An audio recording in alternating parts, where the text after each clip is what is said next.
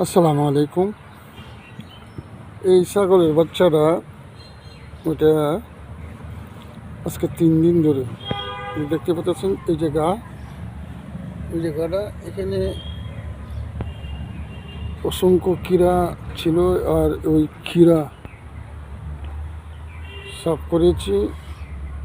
এখন ওটা কোনো মালিক খুঁজে পাচ্ছি না, আর ওটাকে সেবা দিয়ে যাচ্ছি। আমি ওই ছাগলটার মালিক খুঁজতেছি আর ওটাকে সেবা দিতেছি।